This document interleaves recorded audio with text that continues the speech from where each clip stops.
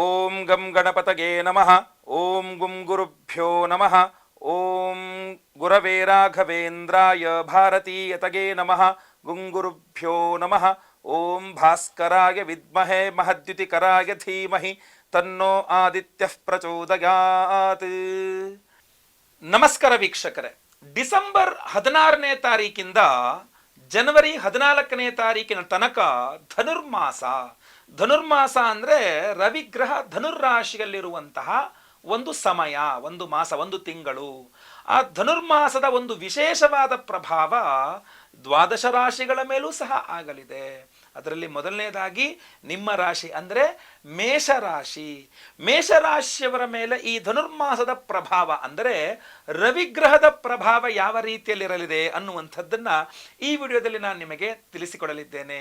ದಯವಿಟ್ಟು ವಿಡಿಯೋ ಇಷ್ಟ ಆದರೆ ಲೈಕ್ ಮಾಡ್ಲಿಕ್ಕೆ ಮರಿಬೇಡಿ. ವಾಟ್ಸಪ್, ಫೇಸ್ಬುಕ್, ಮೆಸೆಂಜರ್, ಟೆಲಿಗ್ರಾಮ್ ಎಲ್ಲ ಕಡೆ ಸಾಮಾಜಿಕ ಜಾಲತಾಣಗಳ ವಿಡಿಯೋನ ಶೇರ್ ಮಾಡ್ಲಿಕ್ಕೆ ಮರಿಬೇಡಿ. ಫೇಸ್ಬುಕ್ಕಲ್ಲಿ ನೋಡ್ತಾ ಇದ್ದಾರೆ ಅಂದರೆ ನಮ್ಮ ಪೇಜ್ನ ಫಾಲೋ ಮಾಡ್ಲಿಕ್ಕೆ ದಯವಿಟ್ಟು ಮರಿಬೇಡಿ. ವೀಕ್ಷಕರೇ, ರವಿಗ್ರಹ ಮೇಷರಾಶಿಯವರಿಗೆ ಪಂಚಮಾಧಿಪತಿ. ಪಂಚಮಾಧಿಪತಿಯಾದಂತಹ ರವಿಗ್ರಹ ಧನುರ್ಮಾಸದಲ್ಲಿ ಭಾಗ್ಯಸ್ಥಾನದಲ್ಲಿರ್ತಾನೆ. 9ನೇ ಮನೆಯಲ್ಲಿರಲಿದ್ದಾನೆ. 9ನೇ ಮನೆಯಲ್ಲಿರ್ತಾನೆ ಅಂದರೆ ಅದ್ಭುತವಾದಂಥ ಕೆಲವಿಷ್ಟು ಅದೃಷ್ಟಗಳನ್ನು ನಿಮಗೆ ಕೊಡಲಿದ್ದಾನೆ. ಮೇಷರಾಶಿಯವರಿಗೆ ಒಂದೇ ಒಂದು ಸಮಸ್ಯೆ, ಹಲವಾರು ರೀತಿಯಲ್ಲಿ ಒಳ್ಳೆತನ್ನೇ ಕೊಡಲಿದ್ದಾನೆ. ಸೊ ಅದರಿಂದ ಈ ವಿಚಾರಗಳನ್ನು ನಾನು ನಿಮಗೆ ಈಗ ವಿಡಿಯೋದಲ್ಲಿ ತಿಳಿಸ್ಕೊಡಲಿದ್ದೇನೆ. ಅಂದರೆ ಈ ಎಲ್ಲ ಒಳ್ಳೆಯದು ಆಗಬೇಕು, ಹಾಗೂ ಅದೇನು ಕೆಟ್ಟದಿದೆ ಅದಾಗಬಾರದು ಅಂತಂದರೆ ಈ ಒಂದು ಧನುರ್ಮಾಸದಲ್ಲಿ ನೀವು ರವಿಗ್ರಹದ ವಿಶೇಷ ಆರಾಧನೆಯನ್ನು ಮಾಡಬೇಕು. ಅದನ್ನು ಹೇಗೆ ಮಾಡಬೇಕು ಎಲ್ಲ ವಿಚಾರಗಳನ್ನು ಸಹ ಈ ವಿಡಿಯೋ ಎಂಡಲ್ಲಿ ನಾನು ತಿಳಿಸ್ಕೊಡಲಿದ್ದೇನೆ. ದಯವಿಟ್ಟು ವಿಡಿಯೋ ಎಂಡ್ ತನಕ ನೋಡಿ ವೀಕ್ಷಕರೇ, ಬಹಳ ಪ್ರಮುಖವಾಗಿ ರವಿಗ್ರಹ ನಿಮಗೆ ಪಂಚಮಾಧಿಪತಿ. ಆದ್ದರಿಂದ ನಿಮಗೆ ಸಂತಾನ ಇಲ್ಲ, ಮದುವೆ ಆಗಿದೆ ಇನ್ನು ಮಕ್ಕಳಾಗಿಲ್ಲ ಅಂತಂದರೆ ಧನುರ್ಮಾಸದಲ್ಲಿ ನಿಮಗೆ ಸಂತಾನಕ್ಕೆ ಪ್ರಯತ್ನ ಮಾಡಿದ್ರೆ ಸಂತಾನ ಆಗುವಂತಹ ಸಮಯ ಅದ್ಭುತವಾಗಿರ್ತದೆ, ಅವಕಾಶ. ಜೊತೆಗೆ ನೀವು ಧನುರ್ಮಾಸದಿಂದ 9 ತಿಂಗಳು ಅಂದರೆ ಧನುರ್ಮಾಸದಲ್ಲಿ ಮಾಡುವ ಸಂತಾನಕ್ಕೆ ಮಾಡುವ ಪ್ರಯತ್ನ ಯಶಸ್ವಿಯಾದಲ್ಲಿ 9ನೇ ತಿಂಗಳು ಯಾವುದು ಅಂತ ನೋಡಿ ಕೇಳಿ, ಅದು ಸಿಂಹ ಮಾಸವಾಗಿರುತ್ತೆ.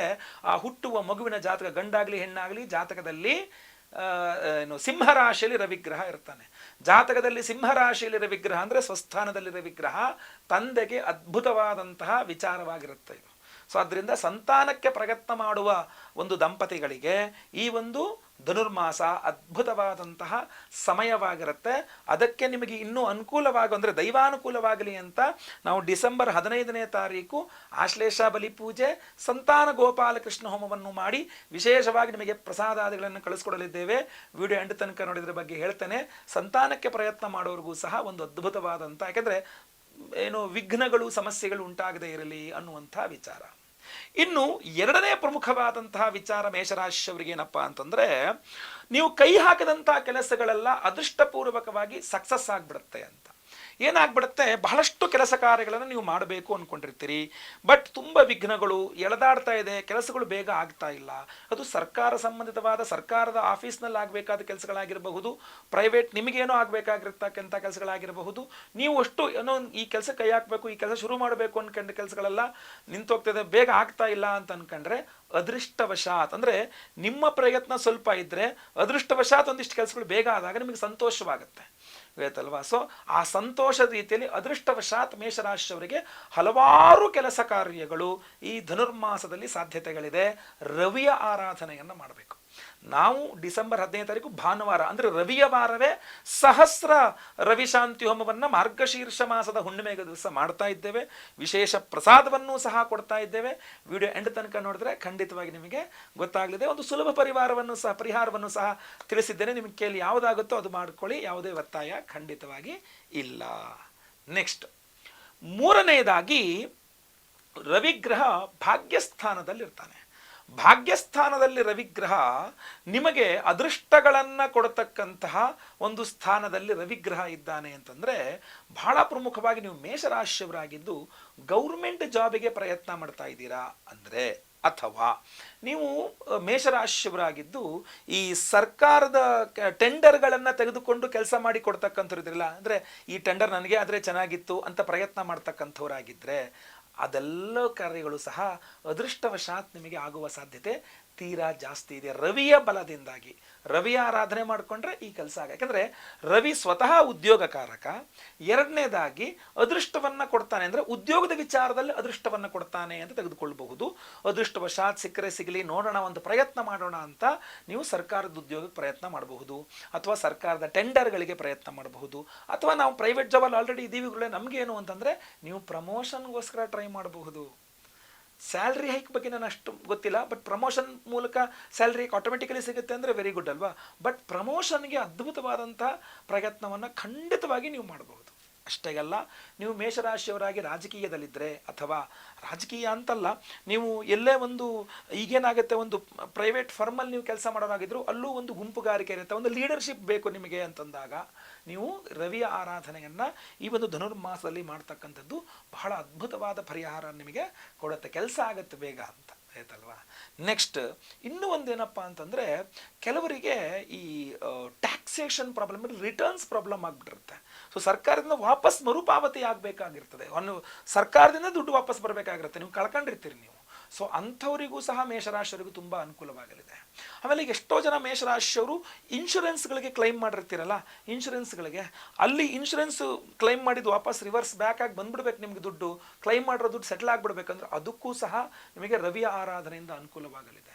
ಸೊ ಅಷ್ಟೇ ಅಲ್ಲದೇನೆ ರವಿಗ್ರಹ ನಿಮಗೆ ಆರೋಗ್ಯಕಾರಕನೂ ಆಗಲಿ, ಶರೀರದಲ್ಲಿ ಯಾವುದೇ ರೀತಿಯಾದಂಥ ಬಾಧೆಗಳಿದ್ರೂ ಧನುರ್ಮಾಸದಲ್ಲಿ ರವಿಯ ಆರಾಧನೆಯಿಂದ ನಿಮಗೆ ಆರೋಗ್ಯ ಬಾಧೆಗಳು ಪರಿಹಾರವಾಗಲಿದೆ. ನೇತ್ರ ಅಂದರೆ ಕಣ್ಣಿಗೆ ಸಂಬಂಧಪಟ್ಟಂಥ ಯಾವುದೇ ಸಮಸ್ಯೆಗಳಿದ್ದರೂ ಸಹ ಕಡಿಮೆ ಆಗಲಿದೆ. ತಲೆನೋವು ಅಂತ ತಲೆಗೆ ಸಂಬಂಧಪಟ್ಟಂಥ ಸಮಸ್ಯೆಗಳಿದ್ದರೂ ಸಹ ನಿಮಗೆ ತುಂಬ ಹೆಡೇಕ್ ಬರುತ್ತೆ. ಧನುರ್ಮಾಸದಲ್ಲಿ ನೀವು ರವಿ ಆರಾಧನೆ ಮಾಡಿ ಅದು ಕಂಟ್ರೋಲ್ ಆಗುತ್ತೆ. ಆ ಥರ ಅಂದರೆ ನೀವು ಔಷಧೋಪಚಾರಗಳೇನು ಮಾಡಬೇಕು ಅದನ್ನು ಮಾಡಬೇಕು, ಅದರ ಜೊತೆಯಲ್ಲಿ ರವಿಗ್ರಹದ ಆರಾಧನೆ ಮಾಡಿದಾಗ ಒಂದು ಎಕ್ಸ್ಟ್ರಾ ಹೆಲ್ಪ್, ನಿಮಗೆ ಸಹಾಯ ಖಂಡಿತವಾಗಿ ಸಿಗಲಿದೆ.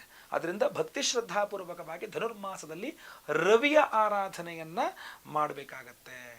ಅಷ್ಟೇ ಅಲ್ಲದೆ ಆ ರವಿಯ ಆರಾಧನೆಯನ್ನು ಹೇಗೆ ನೀವು ಮಾಡಬೇಕು ಮೇಷರಾಶಿಯವರು ಅಂತಂದರೆ, ರವಿಯ ಅಷ್ಟೋತ್ರವನ್ನು ಪಠನೆ ಮಾಡ್ತಕ್ಕಂಥದ್ದು, ರವಿಗ್ರಹದ ಅಷ್ಟೋತ್ರವನ್ನು ಪಠನೆ ಮಾಡ್ತಕ್ಕಂಥದ್ದು ಇರಬಹುದು.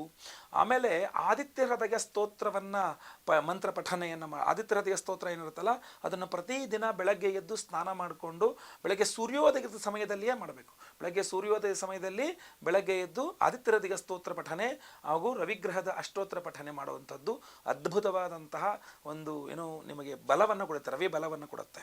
ಅಷ್ಟೇ ಅಲ್ಲದೆ ನೀವು ಹೆಂಗಿದ್ರು ಈ ಧನುರ್ಮಾಸದಲ್ಲಿ ಹೋಗಿ ಈ ಅರಳಿ ಮರ ಪ್ರದಕ್ಷಿಣೆ ನಮಸ್ಕಾರ ಪೂಜೆ ಧನುರ್ಮಾಸದಲ್ಲಿ ಮಾಡ್ತೀರಲ್ಲ, ಇನ್ನೊಂದು 3 ಅರ್ಘ್ಯವನ್ನು ಕೊಡಬೇಕು ನೀವು.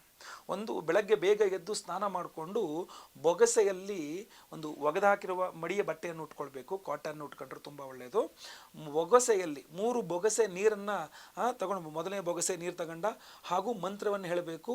ಓಂ ಭಾಸ್ಕರಾಯ ವಿದ್ಮಹೇ ಮಹದ್ಯುತಿಕರಾಯ ಧೀಮಹಿ ತನ್ನೋ ಆದಿತ್ಯ ಪ್ರಚೋದಯಾತ್ ಸೂರ್ಯಾಯ ನಮಃ ಅರ್ಘ್ಯಂ ಸಮರ್ಪಯಾಮಿ. ನೀರನ್ನು ಕೆಳಗಡೆ ಬಿಡಬೇಕು ಆಯ್ತಲ್ವಾ. ಅಥವಾ ಆಮೇಲೆ ಮತ್ತೆ ಪುನಃ ನೀರನ್ನು ತೆಗೆದುಕೊಂಡು ಮತ್ತೆ ಅದೇ ಮಂತ್ರವನ್ನು ಓಂ ಭಾಸ್ಕರಾಯ ವಿದ್ಮಹೇ ಮಹದ್ಯುತಿಕರಾಯ ಧೀಮಹಿ ತನ್ನೋ ಆದಿತ್ಯ ಪ್ರಚೋದಯಾತ್ ಭಾಸ್ಕರಾಯ ನಮಃ ಇದಂ ಅರ್ಘ್ಯಂ ಸಮರ್ಪಯಾಮಿ.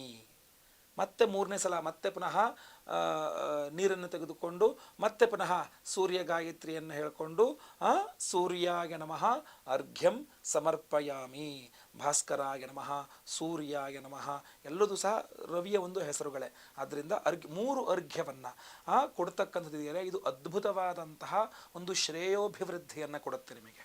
ಇದರ ಜೊತೆಯಲ್ಲಿ ಆ ಅರ್ಘ್ಯ ಪ್ರದಾನವನ್ನು ಮಾಡುವಾಗ ನಿಮ್ಮ ಮನಸ್ಸಿನಲ್ಲಿ ಸಂಕಲ್ಪ, ಆ ಸೂರ್ಯನಿಗೆ ನಿಮ್ಮ ಯಾವ ಕೆಲಸ ಆಗಬೇಕು ಅನ್ನುವಂಥ ಸಂಕಲ್ಪವನ್ನು ಸಹ ಪ್ರಾರ್ಥನೆಯನ್ನು ಸಹ ಮಾಡ್ಬೋದು.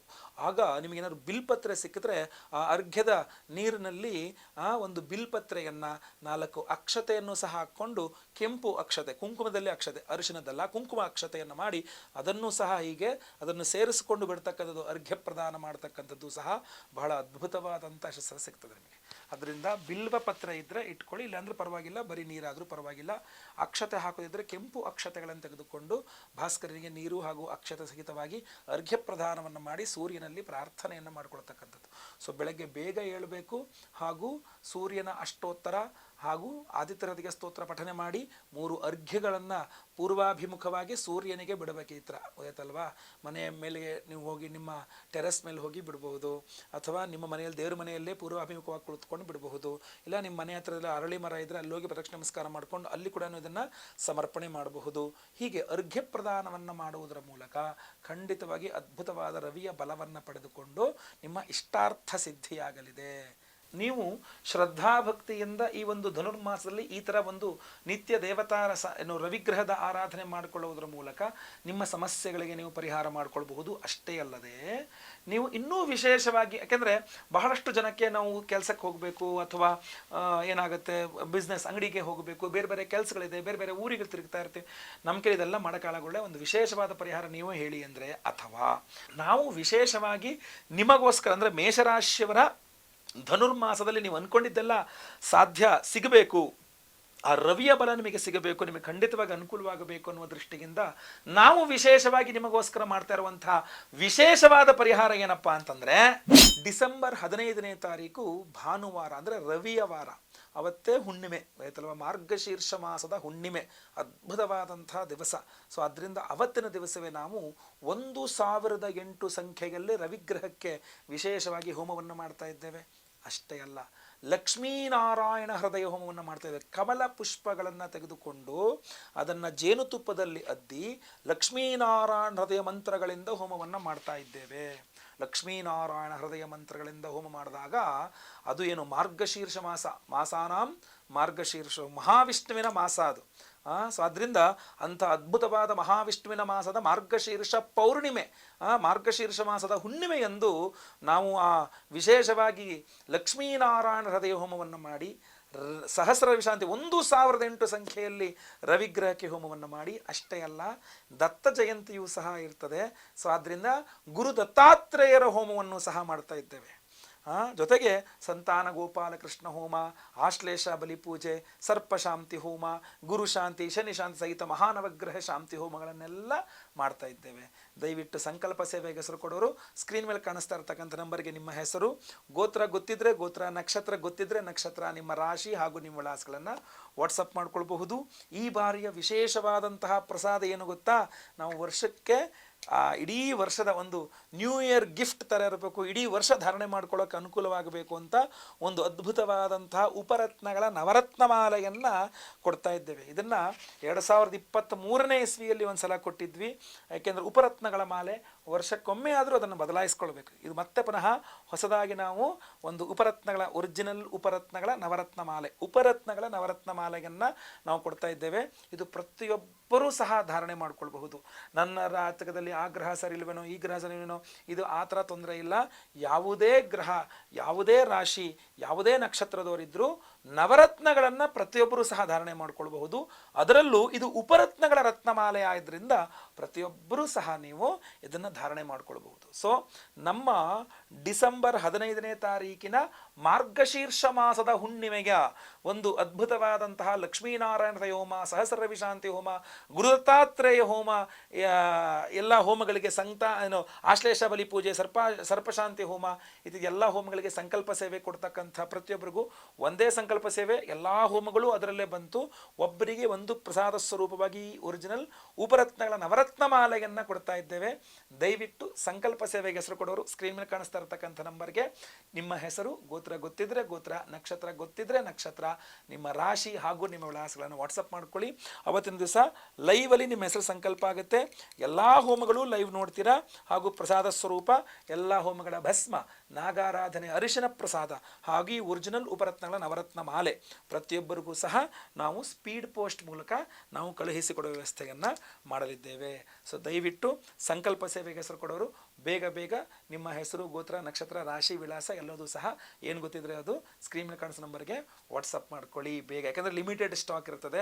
ಸೊ ಖಾಲಿ ಆಗೋಯಿತು ಅಂತಂದರೆ ಮತ್ತೆ ಪುನಃ ನಾವು ಸಿದ್ಧಪಡಿಸ್ಲಿಕ್ಕೂ ಆಗಲ್ಲ ಅದನ್ನು ಬೇಗ. ಸೊ ಅದರಿಂದ ಬೇಗ ಬೇಗ ಯಾರು first come first serve basis ಥರ ನಿಮಗೆ ಖಂಡಿತವಾಗಿ ಕೊಡ್ತೇವೆ. ಬೇಗ ವಿವರಗಳನ್ನು ಸಂಕಲ್ಪ ಸೇವೆಗೆ ಕೊಡಬಹುದು. ಒಳ್ಳೆಯದಾಗಲಿ.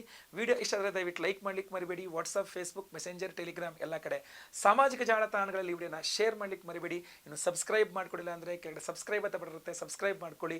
ಬೆಲ್ ಬಟನ್ ಬರುತ್ತೆ, ಬೆಲ್ ಬಟನ್ ಕ್ಲಿಕ್ ಮಾಡಿ ಆಲ್ ಅಂತ ಮಾಡ್ಲಿಕ್ಕೆ ದಯವಿಟ್ಟು ಮರಿಬೇಡಿ. ಫೇಸ್ಬುಕ್ಕಲ್ಲಿ ನಮ್ಮ ವಿಡಿಯೋ ನೋಡ್ತಾ ಇದ್ದೀರ ಅಂದರೆ ನಮ್ಮ ಪೇಜ್ನ ಫಾಲೋ ಮಾಡಲಿಕ್ಕೆ ಮರಿಬೇಡಿ. ಮುಂದುವರೆದಲ್ಲಿ ಮತ್ತೆ ಪುನಃ ಸಿಗ್ತೇನೆ. ಎಲ್ಲರಿಗೂ ಸಹ ಒಳ್ಳೆಯದಾಗಲಿ. ಲೋಕಾ ಸಮಸ್ತ ಸುಖಿನೋ ಭವಂತು. ನಾರಾಯಣ ನಾರಾಯಣ ನಾರಾಯಣ.